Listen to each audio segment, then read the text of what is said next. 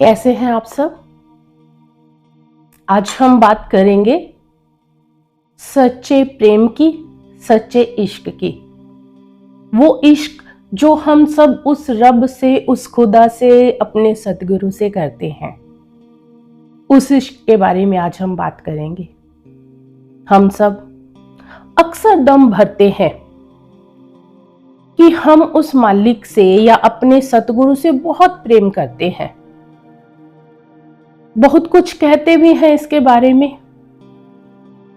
और हमने अक्सर सुना हुआ है, जो भी संत महात्मा हुए हैं, जिन्होंने भी ये सच्चा इश्क, ये सच्चा प्रेम किया है, उनकी तो बहुत सारी निशानियां मिल जाती हैं कि हाँ, वो उनमें अभेद हो गए हैं, वो उनका ही रूप हो गए हैं, उन्हें दुनिया की कोई परवाह नहीं रहती है, वो मस्त और मगन रहते हैं। पर ये सारी निशानियां तो उनकी हैं जो उस रब से मिल चुके हैं, जिनका इश्क मुकम्मल हो चुका है। पर कुछ ऐसे भी हैं जो अभी उस रब से, उस खुदा से, अपने सतगुरु से इश्क कर रहे हैं। पर क्या वो इश्क सच्चा है? क्या वो प्रेम सच्चा है जो हम उस मालिक से कर रहे हैं? यही सवाल मौलाना रूम साहब जी ने शम्स तबरेज से पूछा था कि कोई ऐसे आशिक जो हैं, जो अभी इश्क तो कर रहे हैं पर मिले नहीं उस मालिक से, क्या उनकी कोई निशानियां हैं? तो आप जी ने समझाते हुए फरमाया था, आसिकारा नो निशानी ए पिसर, आहे सरदो रंग जरदो चशम तर, कम गुफ्तनो कम खुर्दनो ख्वाबे हराम, इंतजारी बेकरारी दस्ते सर। ये 9 निशानियां बताई हैं। अब हम विस्तार से इसके बारे में जान लेते हैं कि ये कौन सी 9 निशानियां हैं। और उससे पहले मैं एक बेनती जरूर करूंगी कि हम सब अपने अंदर जरूर नजर मारे एक बार कि इन 9 निशानियों में से हमें कितनी निशानियां अपने अंदर मिलती हैं और कितना का सच्चा प्रेम, सच्चा इश्क हम उस रब के साथ, उस मालिक के साथ कर रहे हैं। तो आप जी ने फरमाया कि ऐ मेरे पुत्र, ऐसे आशिकों की 9 निशानियां हैं। आहे सरदो, वो हमेशा ठंडी आहें भरते हैं उस मालिक को याद करके। रंग जरदो, इसीलिए ठंडी आहें भरने के कारण उनका रंग पीला पड़ जाता है।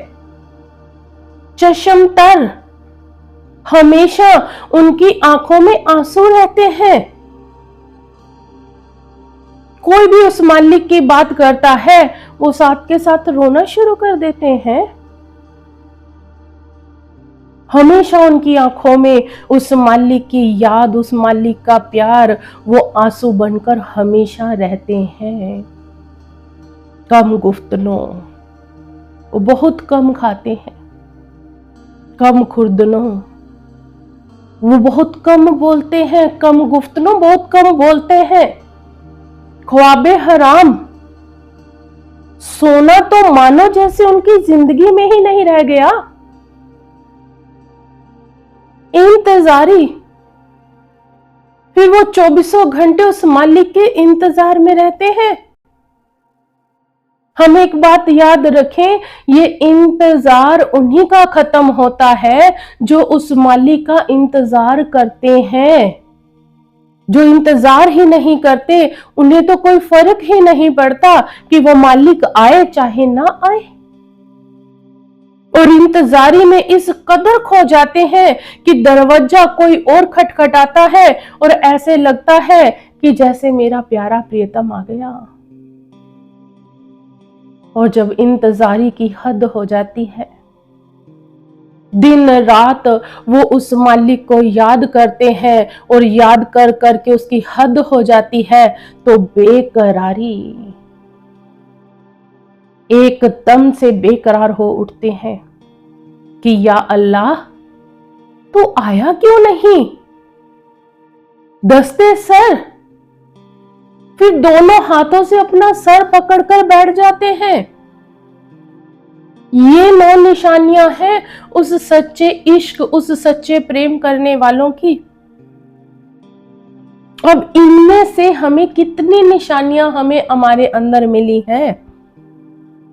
है तो मुबारक है, नहीं मिली है तो फिर हम ऐसे ही दम भर रहे हैं कि हमारा उस मालिक के साथ, अपने सतगुरु के साथ प्रेम है।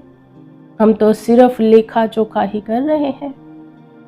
गुरबानी में आया है, चंगे चंगा कर्म ने मंदे मंदा होए, आशिक ए ना आखिए जा लेखा वर्ते सोए। कहते अच्छे को कह दिया कि मैंने किया है, बुरा हो गया तो कह दिया कि उस मालिक ने मेरे साथ बुरा कर दिया। कहती ऐसे तो आशिक नहीं होते, वो तो व्यापारी होते हैं जो हिसाब किताब रखते हैं कि जी मैंने तो इतनी अर्चना पूजा की, मैंने तो इतने व्रत रखे, इतने तीर्थों पर चला गया, मैंने तो इतनी सेवा कर ली, मैंने इतने सत्संग सुन लिए, फिर भी मेरे साथ ये सब कुछ। ये तो लेखा जोखा है। और जो उसके सच्चे आशिक होते हैं वो कभी उससे कोई लेखा नहीं मांगते। आशिक ए ना आखिए जा लेखा वर्ते सोए, कि वो सच्चे आशिक नहीं है उस रब के। अगर हमने सच्चे आशिक बनना है, अगर उससे सचमुच हमने मिलना है तो हमने उसकी भक्ति करनी है। यही सच्चा इश्क है।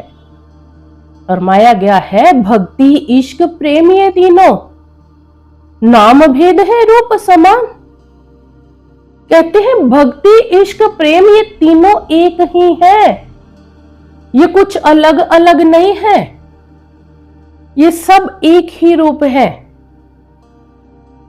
और अगर हम चाहते हैं कि इलाही इश्क हो उस रब सच्चे के साथ, तो फिर हमें उसकी भक्ति करनी है। वही भक्ति प्रेम में बदलेगी, वही प्रेम उस इलाही इश्क में बदल जाएगा। और वो बदलेगा जरूर अगर हम सच्चे मन से उस रब को, उस खुदा को, उस मालिक को याद करेंगे। धन्यवाद।